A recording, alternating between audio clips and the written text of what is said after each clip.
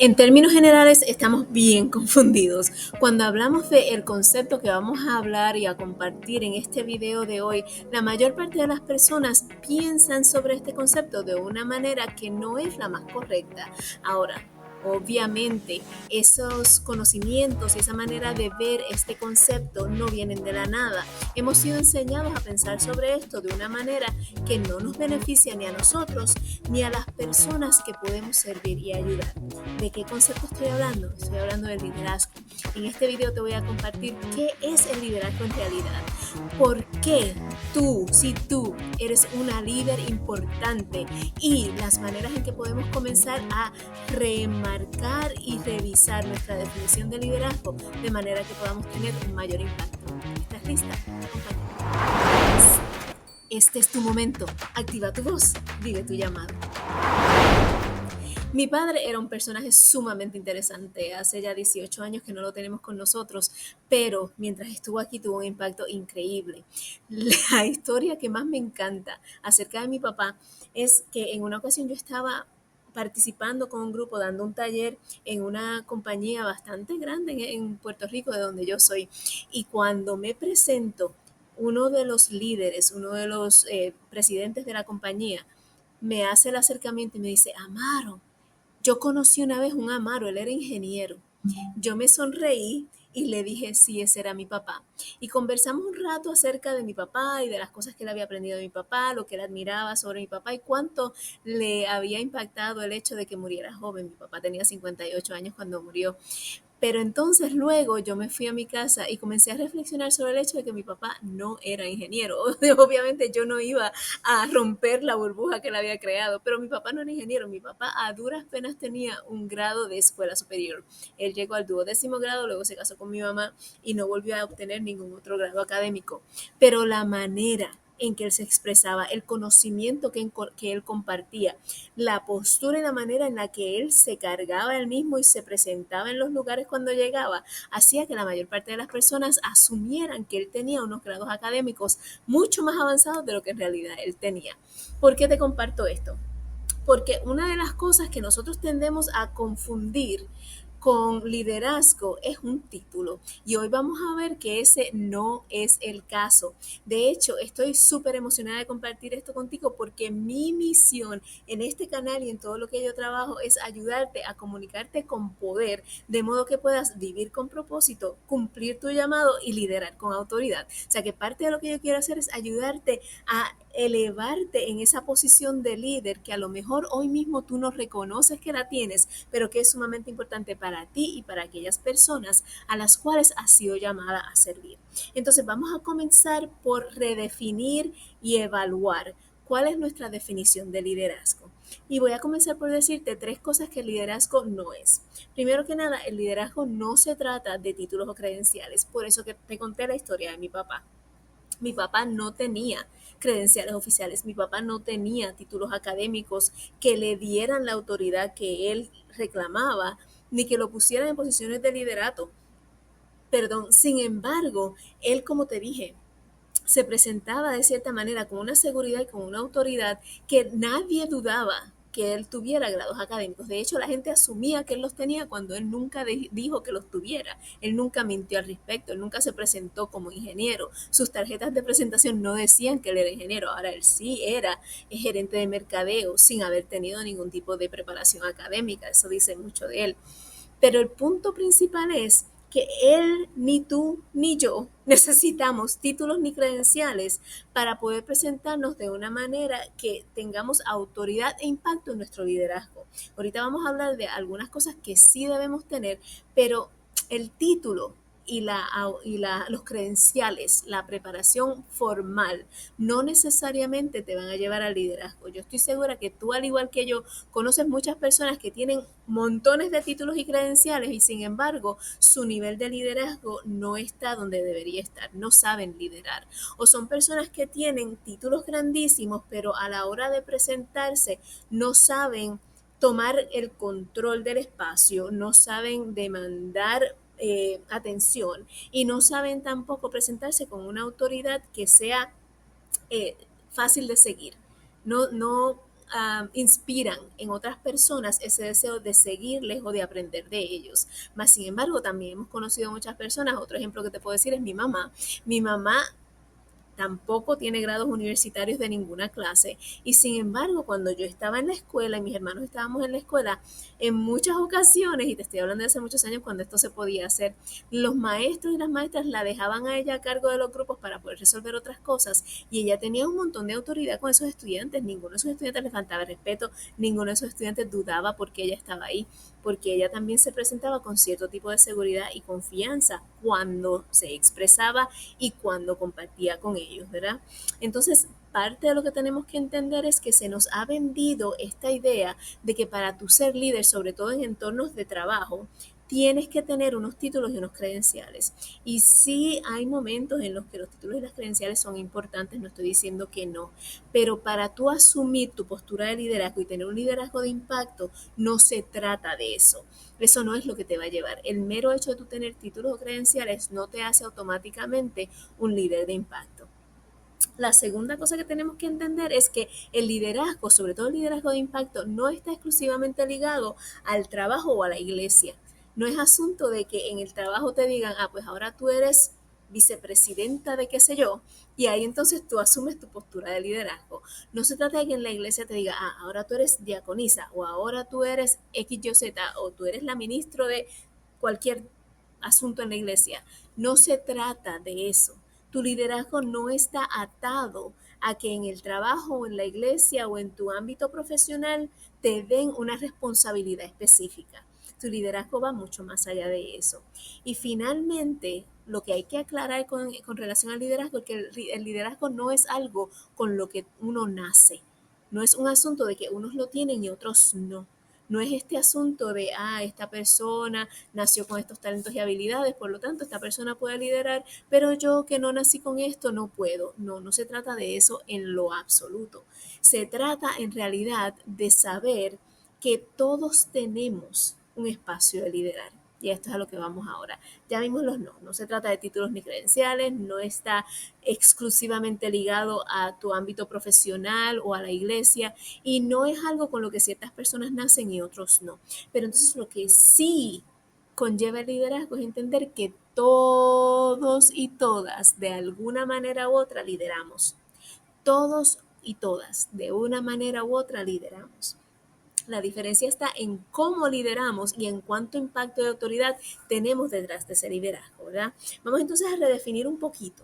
¿Qué es lo que estamos hablando cuando hablamos de la palabra liderazgo? Sobre todo cuando estamos hablando de liderazgo de impacto.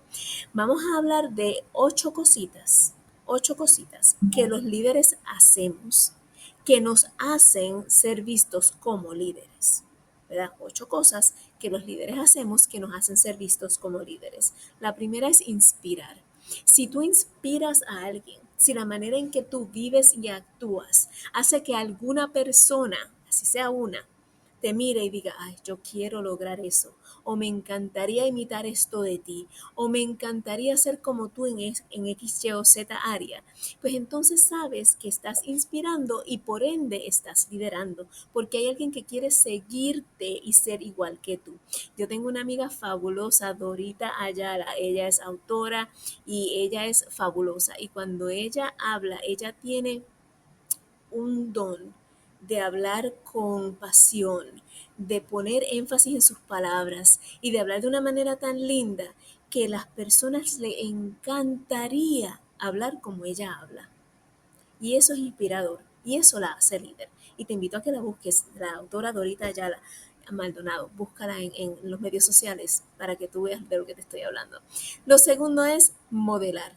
Si tú puedes o estás en una posición en la que le modelas a alguien algún rol, alguna manera de hacer algo. Por ejemplo, cuando uno es padre, uno le modela a sus hijos cómo ser padre, ¿verdad? Como mujeres de fe, le modelamos a mujeres más jóvenes, a nuestras hijas, a otras jóvenes que estén en nuestro entorno, cómo ser una mujer de fe. Si tú eres un hombre, un caballero de valor, le modelas a otros jóvenes, a tus hijos, a otros varones que estén en tu entorno, cómo ser un caballero de valor. Entonces, modelar se trata de que todos tenemos un sinnúmero de roles. Nadie tiene un solo rol.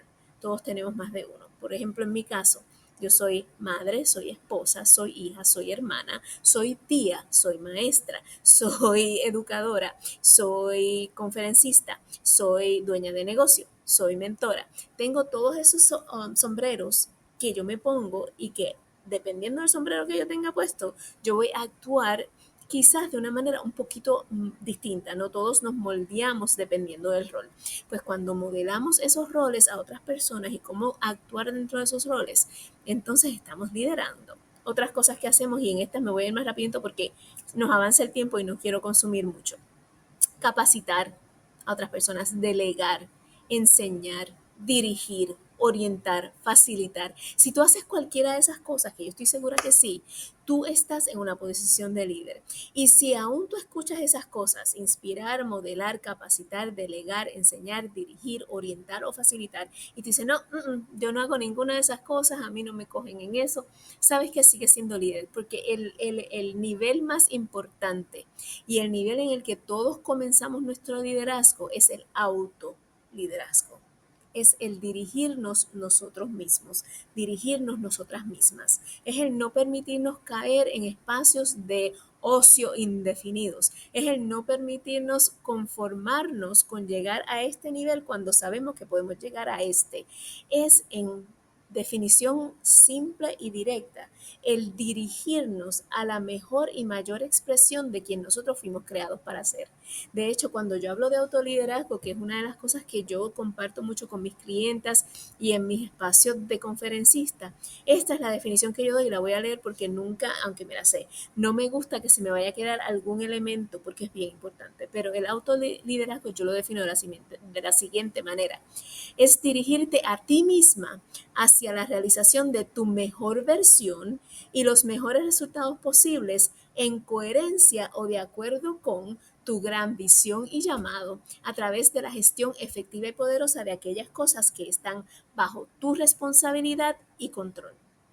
¿Ves? En términos bien sencillos, el autoliderazgo es tu saber que tú tienes ciertas cosas que están dentro de tu responsabilidad y control y es utilizarlas de la mejor manera posible para que tú puedas entonces elevarte a la mejor versión de ti misma y a los mejores resultados posibles dentro de las metas que te has trazado. Y entonces cuando yo comparto esta definición, la primera reacción que casi siempre tengo es que las personas me dicen, pero es que hay tanto que no está bajo mi control. Y siempre se nos ha enseñado que querer controlar es malo, que querer tener control de las situaciones no es positivo. Y hasta cierto punto hay algo de razón en eso, pero vamos a aclarar un detalle bien rapidito porque es bien importante. Nosotros tenemos más control de lo que pensamos que tenemos, pero cuando nos convencemos de que no tenemos control y de que ciertas cosas no son nuestra responsabilidad, entonces nos permitimos caer en un espacio de víctima, porque si no tenemos control y no es nuestra responsabilidad, entonces dependemos de las acciones y las decisiones de otros para determinar lo que va a suceder en nuestras vidas. Y si eso no es la definición de víctima, yo no sé qué es. Entonces yo me niego a creer que yo soy víctima, primero porque yo soy hija del Rey de Reyes y Señor de Señores y Él me ha dado autoridad sobre muchísimas cosas. Y segundo, porque cuando yo estudio claramente y veo qué cosas están bajo mi control y qué cosas están bajo mi responsabilidad, yo me doy cuenta que hay muy poco en realidad que no está bajo mi control y responsabilidad. ¿Me explico? Responsabilidad no tiene que ver con culpa, responsabilidad tiene que ver con posesión, con que es tuyo, es algo con lo que tú puedes hacer algo. Y yo estoy convencida que si está en mi entorno es porque Dios me ha dado la autoridad de tomar posesión de eso para hacer algo con eso con su ayuda. Entonces, si yo estoy pasando por una situación difícil, esa situación es mi responsabilidad.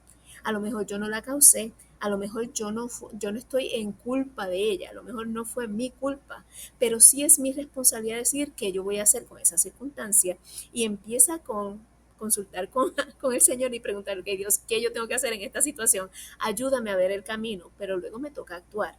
¿Y qué está bajo nuestro control? Te voy a decir algo que a lo mejor te va a chocar de primera intención, pero te ruego que me escuches. Hay solamente dos cosas en la vida que no están bajo nuestro control. Solamente dos cosas que no están bajo nuestro control. Las circunstancias y las otras personas. las circunstancias y las otras personas. Nosotros no podemos cambiar o controlar las circunstancias. Nosotros no podemos cambiar o controlar a otras personas. Pero ¿qué sí está bajo nuestro control? Pues todo lo demás, nuestras emociones. Aunque tú no lo creas, tú estás en control de tus emociones, de las que percibes, de las que no percibes, de las que sientes, de las que actúas, de las que no actúas. Estamos en control de nuestras decisiones. Estamos en control de las palabras que utilizamos. Estamos en control de los recursos que tenemos y dentro de los recursos está nuestro tiempo, nuestros talentos, nuestros tesoros y los equipos de personas con las que tratamos y trabajamos. Y finalmente estamos en control de nuestras acciones. Pues si estamos en control de todas esas cosas, nuestras emociones, nuestras decisiones, nuestras palabras, nuestros recursos y nuestras acciones, aún aquellas cosas que están fuera de nuestro control, que son las circunstancias de otras personas, nosotros podemos tomar mejores decisiones, utilizar nuestros recursos mejor, controlar nuestras emociones, ver qué palabras utilizamos y actuar de tal manera que podamos ejercer un liderazgo de impacto y movernos hacia adelante. Seguir de tal manera que nosotros podamos ejecutar lo que vamos a llamar nuestra gran visión, y vamos a hablar de eso ahora mismo en un segundo, para poder movernos hacia adelante.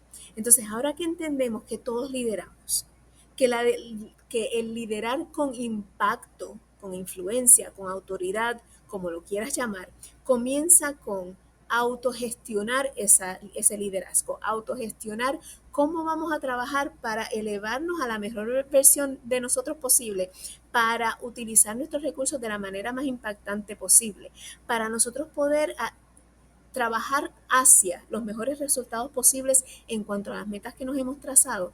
Entonces, ¿dónde comenzamos? ¿Dónde comenzamos? Comenzamos en entender que hay niveles en los que operamos nuestro liderazgo y en esos mismos niveles trabajamos nuestras metas, en esos mismos niveles utilizamos o decidimos cómo mejor utilizar nuestros recursos. Y el primer nivel y el más importante es el superior, donde hablamos de nuestra gran visión o llamado. Todas tenemos un llamado de parte del Señor.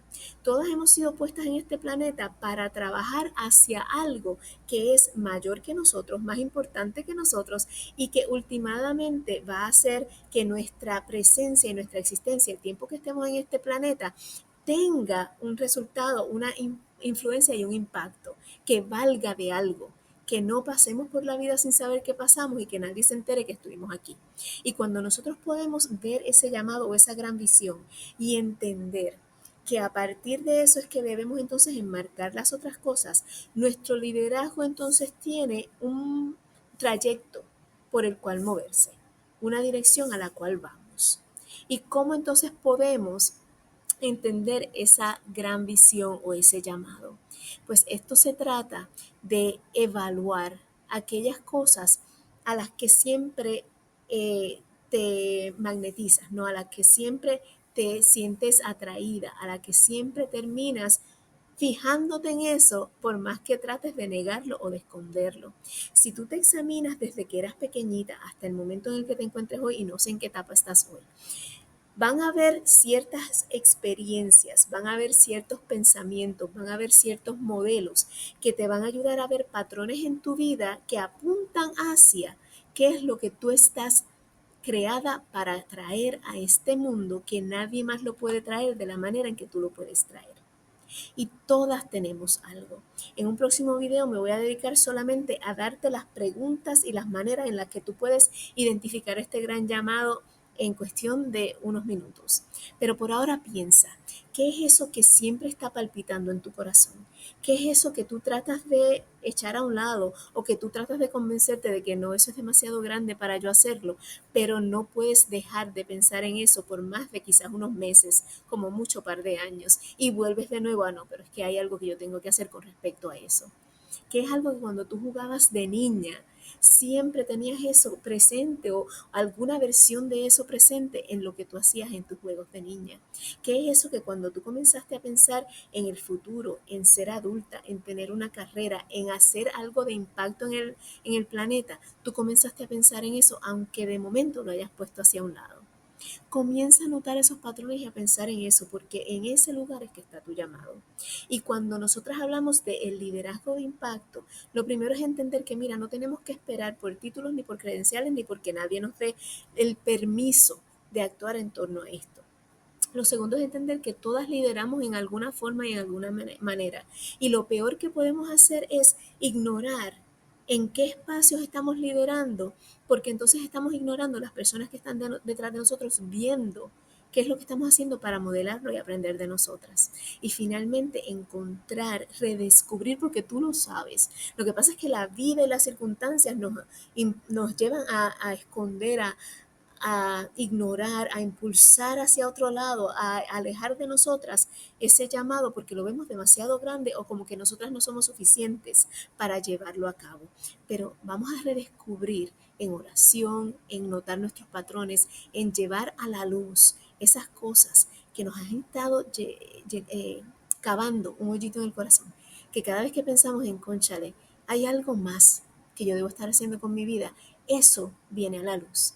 Entonces ir notando esos patrones y finalmente aceptar y redescubrir, yo fui llamada para esto. ¿Ves?